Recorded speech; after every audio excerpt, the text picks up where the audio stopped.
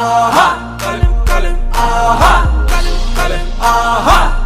Hi everyone, welcome back to our channel. We are the Fourplets. The fuck?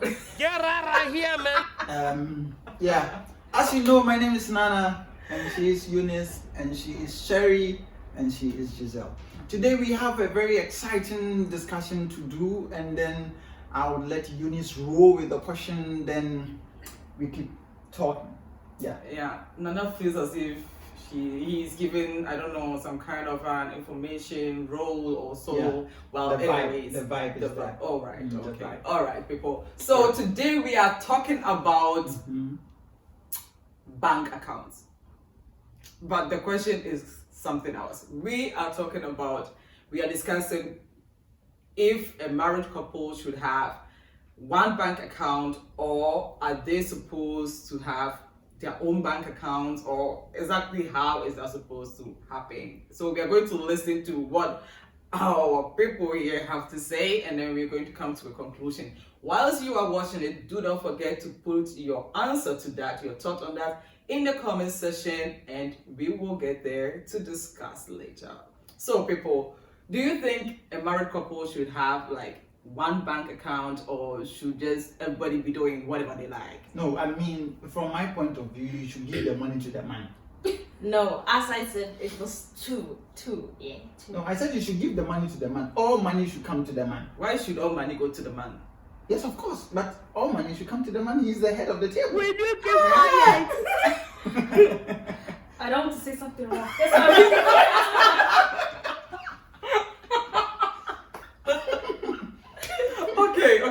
Okay. So, ignoring Nana's comment, what do you guys think? Well, I think there should be two accounts. Not because of any purpose or whatsoever, but one like where both can join their savings together. Savings, for example, for vacation or something which they want to achieve for their household. You said married couple. Yeah. Exactly. For maybe probably something for the children as well. Of course, everybody has his or her own work, and they're the people who put on the money. And of course, you can make an internal payment, for example, of this and this kind of amount of money, which goes into the saving accounts they both have. Okay. Yeah. All right. the saving account both have. Yeah. And yeah, because everybody still has his or her own freedom, because marriage does not mean you don't have freedom or you are kind of Give it to the man. caged or whatsoever, because women and men have their own desire of buying things Okay. or how they see their numbers. For example, there are ladies who don't like this odd numbers on their bank account and whatsoever, so on and so forth. That's new to me. That's new to me. Yeah, like they want the print, you know. Oh, they want okay. the print, It always have to be like. for example, gerade Zahlen, like Okay, so straight numbers. Straight numbers. No. Yeah. Okay. no Interesting. money, yeah. Or like definitely they will have both access to the saving account, both have, but yeah, two. Why So not? you, according to your understanding, they should both have their own accounts, Exactly. and then one account which is like a saving account for both. Okay, Giselle, what do you think? I kind of agree to her, but I would also say it really depends on the marriage or the couple. How well do you trust each other? How united are you together? Because if you don't trust the other person, because I know also people who are married and they don't trust the other partner, then that's why they have two separate accounts. I know that's another topic for itself. Yeah. But then I wouldn't advise I wouldn't advise an account for both. Yeah. But So if you give are the like money a to the team, man. which you are supposed to be in a marriage, then I would like say she said to have two accounts, but then also separate accounts.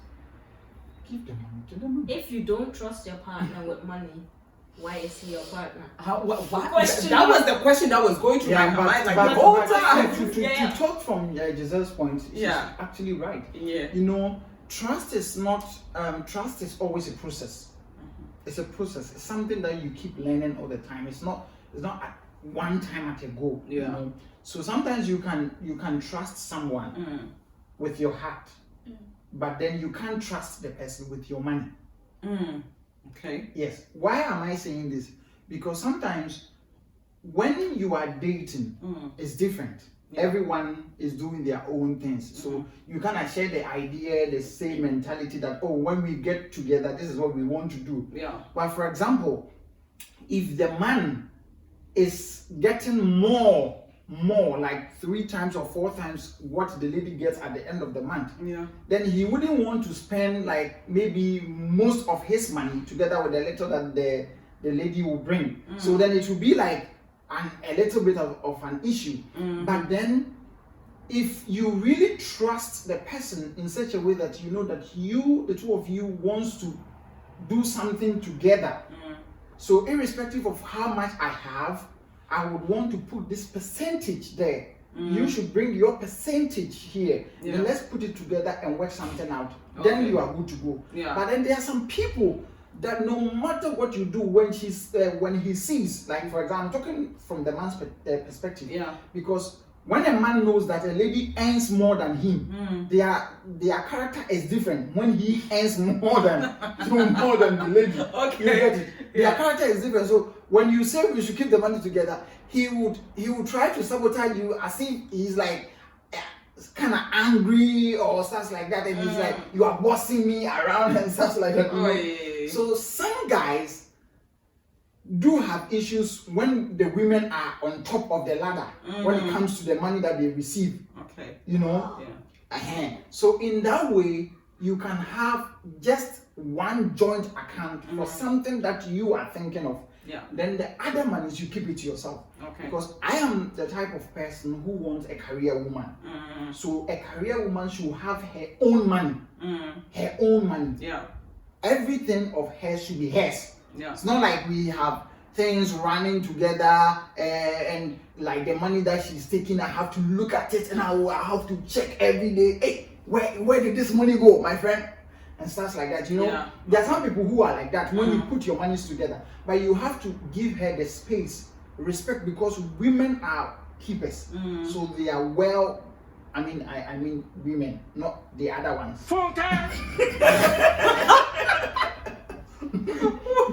Which other one? Am I missing something? Yeah, you are all missing something because I'm talking. You know, there are other ones who might abuse that opportunity. You know? So what I'm trying to put here is that allow the women to also have their privacy when it comes to money. You know, because women can manage your monies for you very well, and I don't mind if we have a joint account, putting all the monies together. I don't mind. But then it gives the lady also some kind of benefits that maybe she will see something in town and out of her own money she would want to buy it, and then she can go to she can use her card, go into her account, you take the money and then buy whatever that she wants to buy. Okay, so you guys are saying in order to not get into a conflict or something like that, it is important for both of them to have like their own private account and then have one joint account that you know that you're using for this purpose. Okay, so when we say that each and every one of them can have their own accounts and something like that, I can imagine when it comes to like these African communities, I can imagine a man maybe earning more than his wife or a woman earning more than his man, and then they put like, let's say 20% of their income, what they have at the end, together in a bank account, and the rest stays with them. I can imagine someone just buying a land somewhere and building some houses on it with their so-called own money without the lady even knowing about it, which is, I mean, it gives, I think when you have I'm not against that idea. I'm also for this whole account, one account for all and everything. I don't have anything against it, and I don't also have anything against the idea of both having their own account, so that you have some kind of a free room in moving around when it comes to buying something in that sense. But I think it gives a lot of room for both to misbehave somehow. That is like my worries, you know, that it gives you room to misbehave Yeah. because you think, okay, she doesn't know about it, so I can do whatever I want with it. Yeah, that's what I always talk about, transparency. I mean, it's only a person who doesn't really love the partner so much that, I mean, you would want to still do something outside of your home without letting the woman know. That's why we call it's a partnership. I and you together doing something together. Yeah, you get it.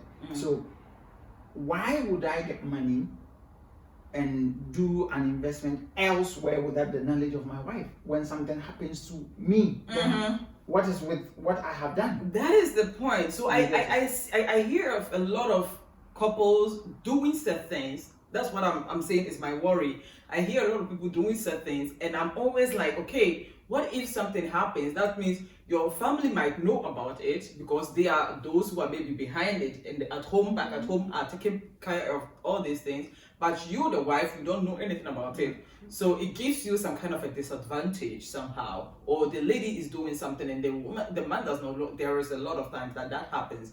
And it's kind of, I don't know. Yeah. If you have such a partner, run. So I think no, because now he can sell yourself, your family, and you without you noticing. So run. No, seriously, because okay, so contracting about this joining accounts together, like the full money you guys earn, for example, if you want to surprise your partner. And then, especially men, they are always technical involved. Yeah. So, like, if something is booked up out of the account, it will pop up on their media or whatsoever.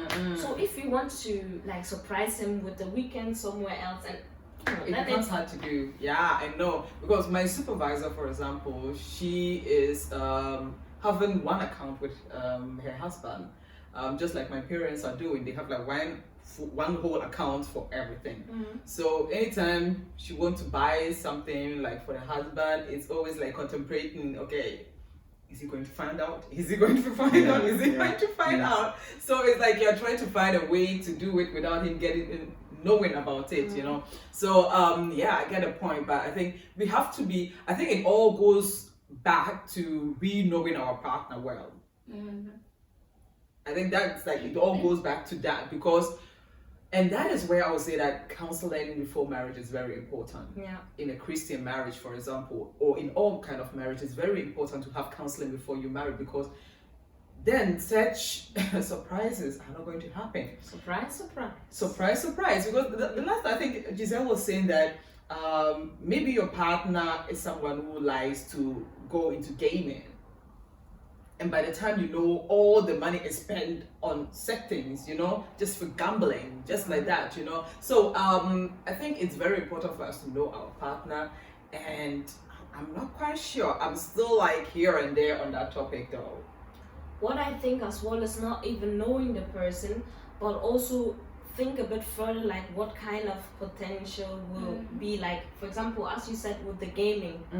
Not every gamer you will see that it's a gamer, but if you see, like, for example, as you're moving with the person, where does the time goes in this direction, then you might even sense looking ahead. It might go in the gambling side, and especially about money is spent when you're frustrated, depressed. So how does the person go with stress, with things he can't handle himself, for example?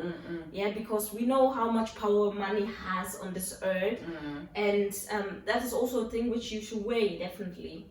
Yeah, I think there was this couple that I used to watch their YouTube video, and she was saying that they both earn good in that sense. So she was saying that what they do is like, okay, let's say when it comes to like rent, the husband pays the rent in that sense, and she will pay for all kind of other expenses that comes after that. So it's like they have like a structure on how to go about on their home. So let's say our apartment costs 1,500 or 2,000 whatever euros. So the husband will pay for the 2,000, and the lady would take care of, let me say, electricity bills, phone bills, and all kind of other utilities that will come, cooking and everything, that she would take care of that. So I think that is also kind of a good balance, because it's like, or maybe you can also do it like when our apartment is like 22,000 euros, you pay 1,000, I pay 1,000, and so that one can have, I think even you can even have more than that, one saving account, but maybe even 2 or 3, one for the kids, one for vacations whatsoever, and one where like things that concerns home and everything goes in. Because I think saving, when we come to financial situations again, saving is somewhere you are not supposed to touch it. You are not supposed to be touching it. So you can be saying, okay, we have a saving account, but then you are all into it all the time. That doesn't also make sense in that direction. So it's a hard thing to decide, I would say. I'm not quite sure. I don't know. Nana, I think what do you every think? couple should discuss this prior to marriage. Prior Before to you marriage. go into marriage. Prior to marriage, yes. And see what works for you best. Yeah.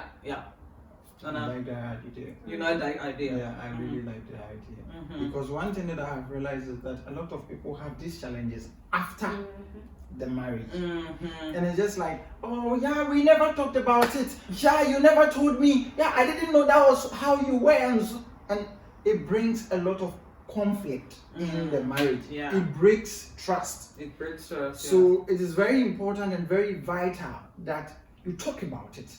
You talk about it. That's what I'm saying, that all things about relationships shouldn't just be about, yeah, I miss you, I care for you, and those kind of things. But most of the times, that is what it's all about.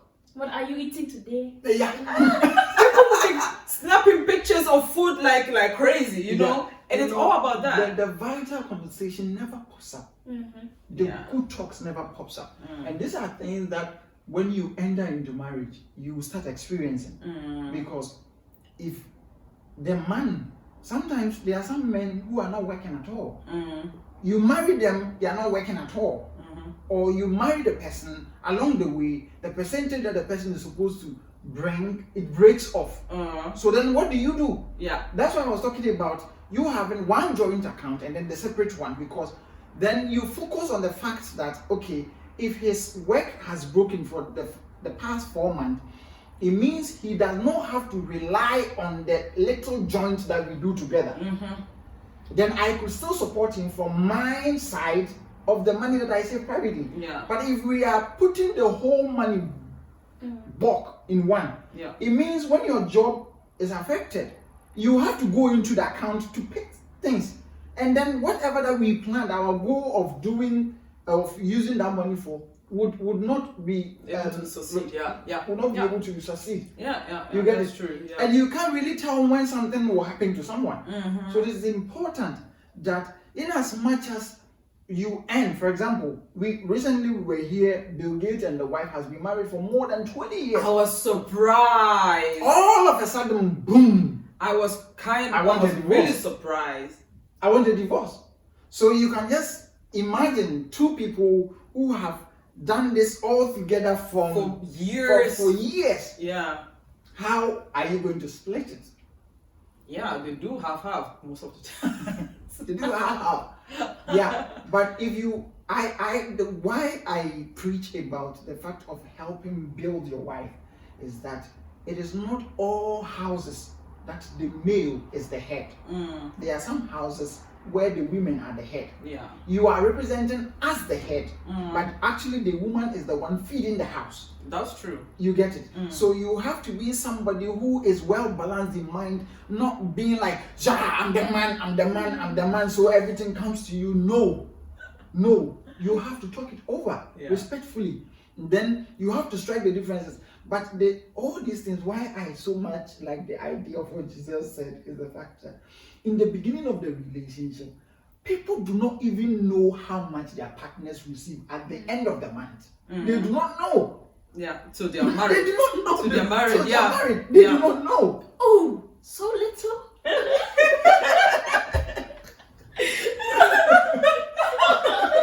Or you might even not know, like, what kind of a spender he is. Yeah. Oh, what kind of a spender Yeah. is? And he'll be like, oh, yeah, I like this Jordans, I like this Nikes and this Adidas and all that things, and buying expensive things, Yeah. not even earning the money that is enough to you do know, it. to occupy all that Yeah, things. that's what before So you at the end of the married. day, you'll be spending your money. Yes, in the counseling session, you need a financial advisor.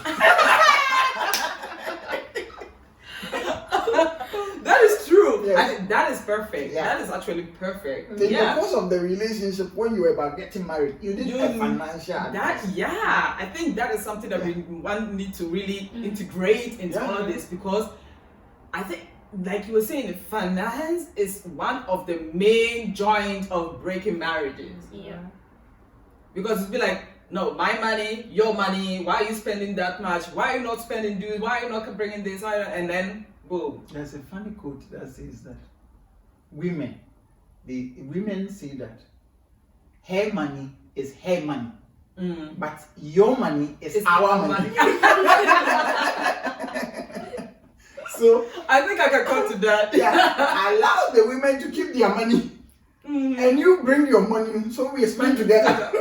That's a nice one. That's a You will nice bring one. peace to the house. Yeah, I think to sum it all up and not to let this video go that far, it is very important that we do all these things before marriage. Just like you were saying, we do all these things before marriage, and then please get a financial advisor to the table before. There she is. Exactly, that's it. Before getting into all that things, and please make it a priority to go counseling before we marry, because a lot of times we are all like, yeah, we are in love, we are this, and we talk about all kind of topics, but not about the most important ones. And that is why it is important for us to get counselors, because they are going to ask the questions that you two are too blind And to ask the yourself. counseling, not just the spiritual counseling. Thank you. No. And not just the spiritual counseling. You know, at the church, people, they have this thing that they do, that when you go to counseling, they are telling you, as a woman, you just need to be respectful in the house and blah blah blah. No. I think we just have to do a video. That's not the kind of counseling we are talking about. Yeah, I mean, you need people to advise you on how to save. You need people to advise you on how to comprehend each other, the 5 love languages, and stuff like that. When you go to the church people, they don't tell you these things. Hey. Because I believe they don't even know themselves. Oh my God. Sorry.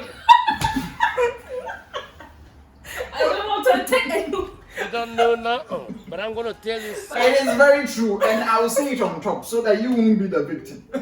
They don't know it, and I can testify for a fact that I have been on way back in Ghana.